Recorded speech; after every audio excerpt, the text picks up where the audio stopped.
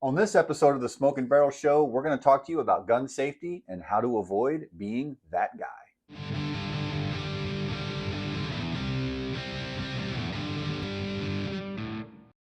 Hey, everybody. So, in this episode of the Smoke and Barrel Show, we're going to talk a little bit about gun safety and how to avoid being that guy. And how we've all seen that guy at the range. So, what is that person typically doing somewhere with firearms that's not right?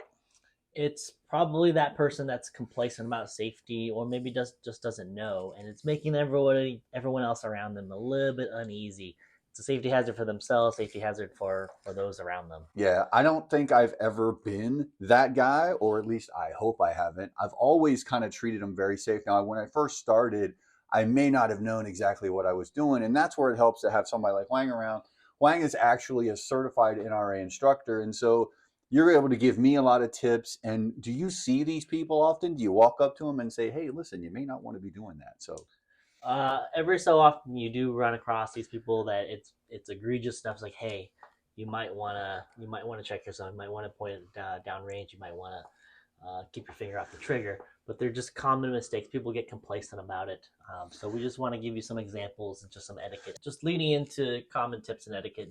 There's four universal rules that it ultimately boils down to.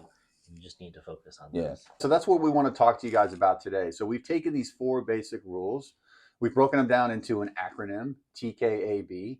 Yeah, so let's just jump right into the first rule, which is treat all firearms as if they were loaded. So you see this obviously when you're at the range or somewhere, everybody's constantly checking. So talk to us a little bit about the importance of that rule and what does that rule mean?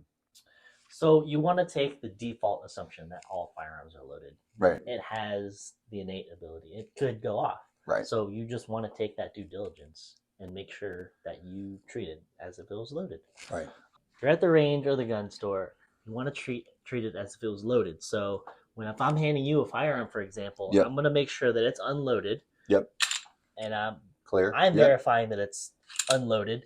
But yep. I'm also when I'm handing it to you, you also have the comfort that it is unloaded too. That's right. And the other thing I see a lot of times is even when that happens, you'll also see people that you handed it to will just check it again, right? So I'm not trying to insult you, but again, you're handing me a gun and I want to make sure that it's actually Yeah. clear. So that's pretty common too. The other thing I noticed was I was at the range with a few other folks. They actually handed me the gun pointed down. They checked it to make sure it was clear. And then when they handed it to me, they said clear.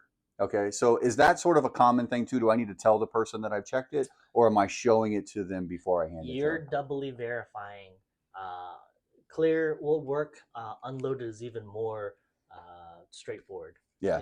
When you hand it off and it's unloaded, and you're also sure the other person's also sure that it's unloaded. Right. It gives them that comfort that I'm not gonna. It's not loaded. Right. But the overall importance is we're making sure that there's nothing in the Yeah. chamber and the gun's not loaded. So, as an example, I took a class. We've heard plenty of stories of. I swear it was unloaded, and there was a round in the chamber, and next thing they know is there's a bullet in their wall or in their basement when they were cleaning their firearm, for Yeah, example. that's a perfect example of someone being that guy, right? So you Yeah. don't want to be that guy. Treat all firearms as if they were loaded and make sure you're safe. Another tool you can use to make sure that the firearm is unloaded. There's something called the chamber flag, and it looks just like this. And by putting a chamber flag in, there's a visual indicator from somebody across the room. You can Yep. tell that this firearm. Yeah. You can tell that this firearm is unloaded. Yeah, exactly. There you go. So that's our first tip on treating every firearm as if it was loaded. So the second common rule we want to talk about in our TKAB acronym is keep your finger off the trigger. And I'll admit I was guilty of this one when I first started getting into firearms. So tell us a little bit about this rule and the importance of it. You want to keep your trigger finger off the trigger until you're ready to fire. So when you're pointed downrange, that's when you have and your sights are on target. That's when you want to have your finger on the trigger. So as an additional safety measure, so right, we've checked the firearm, we've made sure it's not loaded. But now when you're handing that firearm to somebody or you're picking up that firearm, finger off the trigger at all times. Yes, a small trick to remember is when you make a gun with your hand. Yep. That's how you pick up the firearm as well. You pick it up with your dominant hand, Yep. and by picking up a gun with a gun, right? So you pick up the gun, So it's and you just have naturally right off the yeah, trigger. and you have your trigger finger off the trigger, and it's on the frame in the Yeah. safe. Yeah, this is one rule I think I'm actually guilty of. The very first time I walked into a gun store and I picked up the gun, I put my finger on the trigger. And the very first thing the shop owner said was, get your finger off the trigger. And it really resonated with me, obviously. And I don't think I've ever broken that rule since. Another quick example of keeping your finger off the trigger until you're ready to shoot. How many videos or how many stories have you seen where people get hot brass down their shirt and the trigger finger is still on the trigger, so they're all reaching, trying to get the hot brass out, and And they still got their finger on the yeah, trigger. the finger's still on the trigger. So inadvertently, that trigger could get hooked in there, or it's just asking for bad things to have your trigger finger on that trigger hooked in there, unless you're Yeah. until you're ready to shoot. And I think I've actually seen that guy at the range. So let's jump into the third rule to help you avoid being that guy. And that's always keep the gun pointed in a safe direction. So this is another one where you see this commonly broken all the time. So talk to us a little bit about what this means and why it's important. Yeah, you always want to keep it pointed in a safe direction. For example, if you're in the range bay, you want to keep it downrange, pointed downrange. Or if you're in the gun store, when you're checking things out and you want to check the sights, you want to check the trigger, you're pointed that in a safe direction. By safe direction, that means at the gun store, that means basically away from people, or maybe at a wall, or maybe at the ceiling. Yeah. Just pointed away from anything or anyone Yeah. in particular. That's also good etiquette as well. Obviously, you don't want to be pointing and you're checking out the sights, and somebody crosses your line of sight down, on the other side of the store. Yeah. So we talked a little bit earlier about that, right? About how to handle a handgun as an example when you're in the gun store. But what if I'm handling like a long gun or a rifle? Is that a different? How do I do that when I'm at the gun store? Yeah. So with a pistol, you pick up a gun with a gun. Yep. For a rifle, for example, you generally want to pick it up by the receiver because it's much bigger and heavier. Which is right here. Yeah, right? The center of balance is probably going to be right around the receiver here. You can pick it up by the crook here, and then you get your hand around the grip. But you Yep. want to make sure your finger is not hooked into the trigger. Yep. And you're pointing it downrange. So when you're pointing it downrange, again, you're pointing it up at the ceiling or just away from people at a wall. So when you can safely manipulate the safety. You can check out the sights. Yep. Also, when you're handing it off to someone, you can hand it off like this, Yep. and then it's much more Same easy rule. it's Yep. safer to handle and manipulate. Absolutely. So then I'm kind of pointing up. I'm staying away from people, but I can actually check it out. I can look at the sight. I can see how it fits in my shoulder and all that good stuff. Perfect. One more tip or tool when you're at the range, there's something called a pistol wallet or a pistol rug. Yep. And when you're taking your firearm from the range bay into your bag that you carry at home, it's helpful to have these little pistol rugs. They're pretty cheap. They're maybe $10-$20, and I have a little arrow pointed right here, so that's going to tell me that that's the direction the muzzle's facing. So when I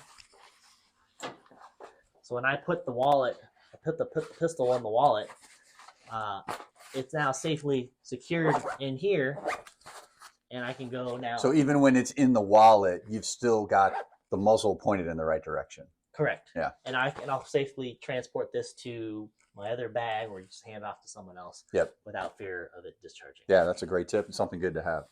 Another common example of people breaking the always keeping the firearm pointed in a safe direction is perhaps they're new or they're just excited about it and they're taking selfies at the range. Yes. Yeah. And they're going to point the firearm from a safe direction downrange, and then they're taking selfies with Yeah. their friends. They got their phone out, and yeah. We've all seen that person. So that's just another counter example of don't be that guy. Yeah. Usually the marshal will come over when they see that, but still, somebody's already done it, and you never know what's going to happen. Yeah.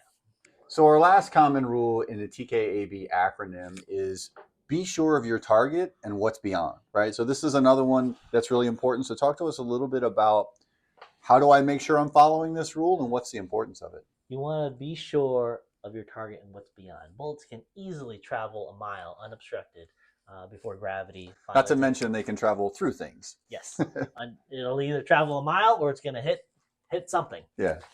At an indoor range, for example, if you have range neighbors or you have lane neighbors and you have targets pasted either on the edges of your lane, Yeah. you could potentially hit the wall, which Yep. the range is going to get really pissed about, or you're going to hit your neighbor's target. They're also going to get really pissed about. Yeah. That's just poor etiquette. Or you're going to hit sort of the metal mechanisms up top. I see this and hear this often when we're at the range. You'll hear this ping, right? Because somebody's misfired somewhere, right? Or somebody's shooting too far down range and they shouldn't be. Yeah. Range is going to get really pissed about that too because those target carriers are really expensive. Yeah.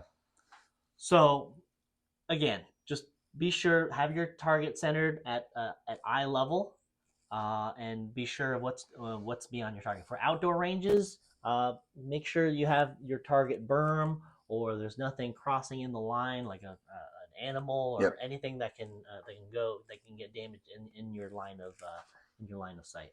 Yeah, so that's a really good point. And I know we've talked a lot about the gun range, but also when you're at home and you're handling that firearm, you're moving it around, you're doing things with it, but same principle applies. You got to be sure of what's beyond the target. Right. So bull's not going to travel a mile in your own home, but it's going to hit drywall, it's going to hit studs. Potentially, there's a bedroom on the other side. There's studies that the bullets will penetrate through drywall. So again, making sure that the firearm is unloaded and making sure that it can't penetrate through into another room, into a bedroom or a child's bedroom. Absolutely. Not only is that going to keep you safe, but it's also going to help you avoid being that guy. So there you go, everybody. Whether you're a certified instructor or whether you're new to guns, those are 4 basic rules that really everybody should follow. Help keep themselves safe. Yeah, it's easy to get complacent about these rules, so you don't want to be that guy.